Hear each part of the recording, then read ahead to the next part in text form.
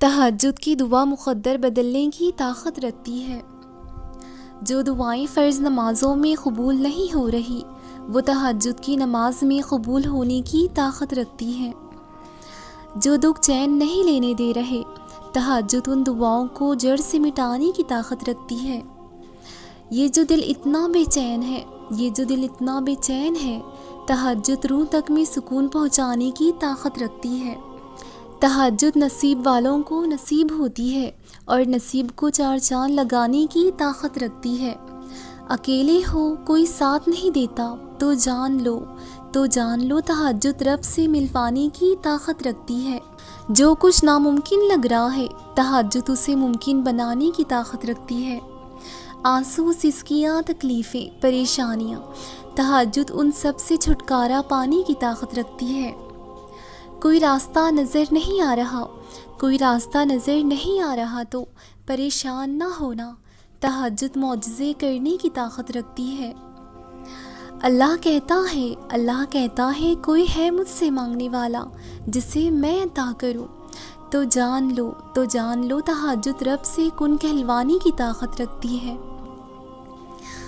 آپ کا تہجد تک آنا اس بات کی دلیل ہے کہ آپ کی دعا قبول کی جا چکی ہے۔ تہجد کے وقت آپ کی چھوٹی سی چھوٹی پکار بھی سیدھا عرش تک جاتی ہے۔ جب آپ اپنے رب سے مخاطب ہوتے ہو تو آپ کا رب کہتا ہے مانگو جو مانگنا ہے میں سنوں گا۔ کون سی فریاد لائے ہو مجھ سے مانگو میں پوری کروں گا۔ پھر جس پل آپ کے ہاتھ اپنے رب کے آگے بڑھتے ہیں آپ کی زبان سے نکلی ہر ایک دعا پر کن کہہ دیا جاتا ہے۔ یہ نہ سوچو کہ تہجد میں مانگنے کے بعد بھی ہماری دعا قبول نہیں ہوئی۔ سوچو اگر اس نے دعا قبول کرنی ہی نہ ہوتی تو وہ تمہیں تہجد تک لاتا ہی کیوں؟ بار بار دل میں ایک ہی دعا کا خیال اتفاق تھوڑی ہو سکتا ہے۔ ناممکن کے راستے نظر آنے کے باوجود بھی دل میں ایک ممکن کی آز بھلا اتفاق تھوڑی ہو سکتی ہے۔ تہجد کے وقت اللہ وہ دعائیں بھی سن لیتا ہے جسے دنیا ناممکن کا خطاب دے چکی ہوتی ہے۔ تمہارا تہجد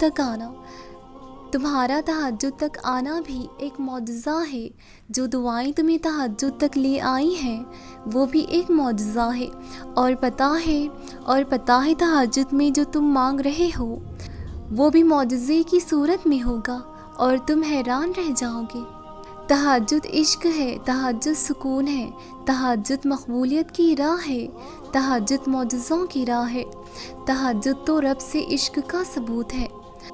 تہجد کے لیے بلاوا فرش سے نہیں عرش سے آتا ہے۔ تہجد کا سجدہ اسے ہی نصیب ہوتا ہے جسے رب چاہتا ہے۔ تہجد تک آنا رب سے عشق کا ثبوت ہے، اور اس عشق کے لیے وہ رب خود تمہیں چنتا ہے اور جسے چن لیتا ہے اسے مکمل کر دیتا ہے۔ جب تم در در کی ٹھوکریں کھا کر دنیا سے بے بس ہو جاتی ہو تب وہ رب تمہیں تہجد کی راہ دکھاتا ہے۔ جب تم سکون کی تلاش میں در بدر بھٹک رہے ہوتے ہو نا تب وہ رب تمہیں تمہاری زندگی میں سکون لوٹانے کے لیے تہجد کی راہ دکھاتا ہے۔ جب مقبولیت کے تمام راستے بند ہو جاتے ہیں تب بھی ایک راہ ہوتی ہے تہجد، جہاں مقبولیت لازم ہو جاتی ہے۔ دعا کی قبولیت کا وقت اللہ جانتا ہے، ہمیں بس اس سے یقین کے ساتھ مانگنا ہے۔ ممکن ناممکن کی سوچ کو دل سے نکال دینا ہے، ہمیں بس اس کے کن کا انتظار کرنا ہے۔ اگر اللہ تمہاری دعائیں قبول کر رہا ہے تو وہ تمہارا یقین بڑھا رہا ہے۔ اگر دعائیں قبول ہونے میں ذرا دیر کر رہا ہے تو وہ تمہارا صبر بڑھا رہا ہے۔ اگر تمہاری دعاؤں کا جواب نہیں دے رہا تو وہ تمہیں آزما رہا ہے، اسی لیے دعا مانگنا کبھی نہ چھوڑنا۔ وہ اگر دیر کر رہا ہے تو تم صبر بھی تو کر سکتے ہو نا۔ وہ فوراً نہیں سن رہا تو تم انتظار بھی تو کر سکتے ہو نا۔ اگر اسے تمہارا مانگنا پسند آ گیا ہے تو تم مایوس ہونے کی بجائے دعا کا وقت بھی تو بڑھا سکتے ہو۔ کبھی سوچا ہے اللہ نے دعا بنائی ہی کیوں؟ جسے تم ناممکن سمجھ رہے ہو اسے ممکن بنانے کی ایسا لگے کہ تم تھک گئے ہو اور دعا مانگنا بھی مشکل لگ رہا ہو تو صرف اللہ کے سامنے ہاتھ پھیلا لیا کرو اور میرا رب تو خاموشیوں کو بھی سن لیتا ہے۔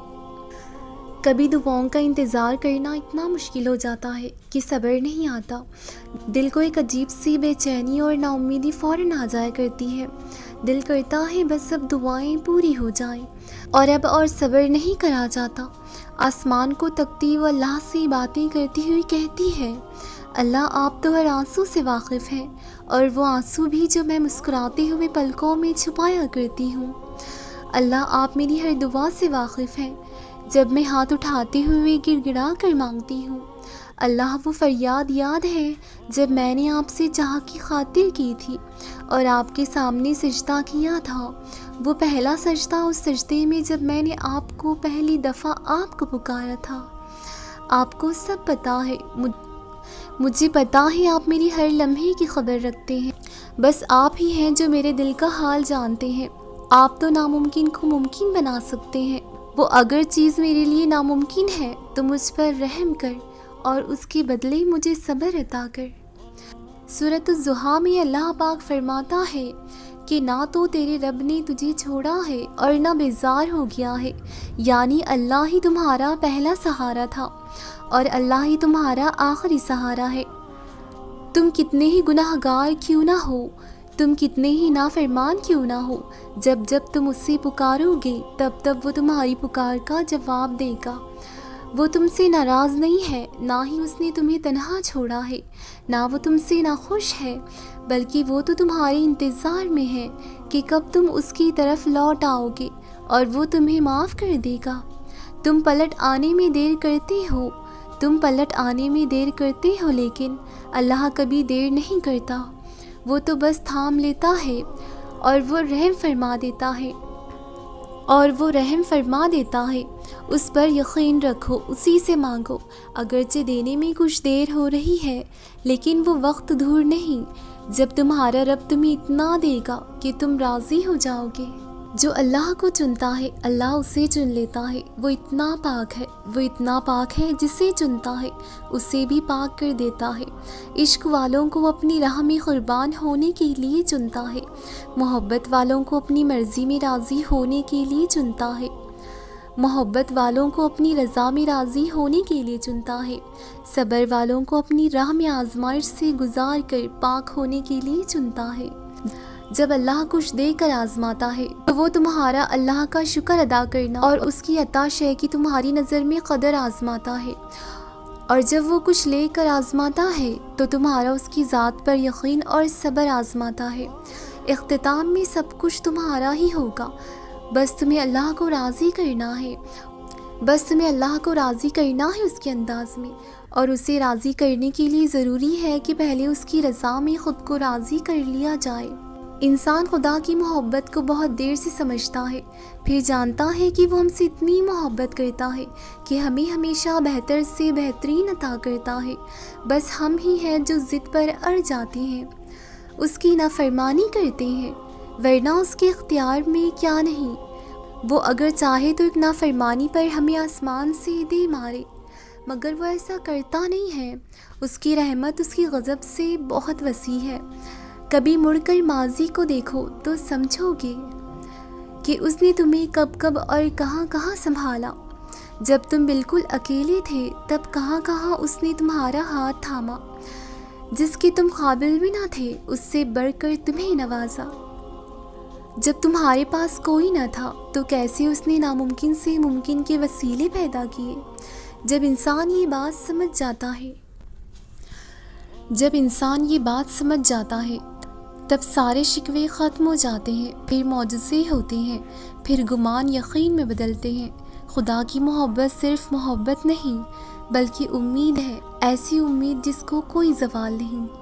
اللہ پر ایسا توکل کرو جیسے نوح علیہ السلام نے دوران سیلاب کیا، جیسے ابراہیم علیہ السلام نے دہکتی ہوئی آگ میں کیا، جیسے موسیٰ علیہ السلام نے سمندر پر چلتے ہوئے کیا، جیسے یونس علیہ السلام نے مچھلی کے پیٹ میں کیا، جیسے ایوب علیہ السلام نے بیماری میں کیا، جیسے یوسف علیہ السلام نے اندھے کنویں میں کیا، جیسے یونس علیہ السلام نے مچھلی کے پیٹ میں کیا، جیسے ایوب علیہ السلام نے بیماری میں کیا، جیسے ہاجرہ نے تپتی ہوئی صحرا میں کیا۔ جیسے زکریا نے اپنی بیوی کے بانجھ ہونے کے باوجود اولاد کی دعا کرتے ہوئے کیا۔ بس یقین رکھو، بس یقین رکھو، اندھا یقین۔ پھر دیکھو کیسے مقدر بدلتے ہیں، کیسے آزمائشوں کے پہاڑ ریزہ ریزہ ہو جاتے ہیں، کیسے معجزوں کے دروازے کھلتے ہیں۔ پتہ ہے اللہ کب تمہیں بے سکون کر دیتا ہے؟ جب تم اللہ کو چھوڑ کر دنیا کے پیچھے بھاگنے لگتے ہو، جب تم سب کو یاد رکھتے ہو مگر اللہ کو بھول جاتے ہو، تب اللہ وہ ساری دنیا، وہ ساری چیزیں تمہارے ہاتھ میں تھما کر تمہیں بے سکون کر دیتا ہے۔ پھر ہر شے حاصل کر کے بھی تم خوش نہیں ہوتے۔ پھر اذان کی آواز تمہارے کانوں تک پہنچ جاتی ہے مگر دل تک نہیں پہنچ پاتی۔ یوں اللہ تمہیں بتاتا ہے کہ میں ہوں تو سب ہے، اگر میں نہیں تو کچھ بھی نہیں۔ چاہتے رکھو لیکن اللہ کی چاہت سے بڑھ کر نہیں۔ اپنی پسند مانگو لیکن اللہ کو مانگنے سے پہلے نہیں۔ تم اسے سب سے پہلے اول رکھو، وہ معجزوں کے لیے تمہاری دعاؤں کو سب سے اول رکھے گا۔ تم اسے خاص رکھو، وہ تمہارے لیے اپنا کن خاص رکھے گا۔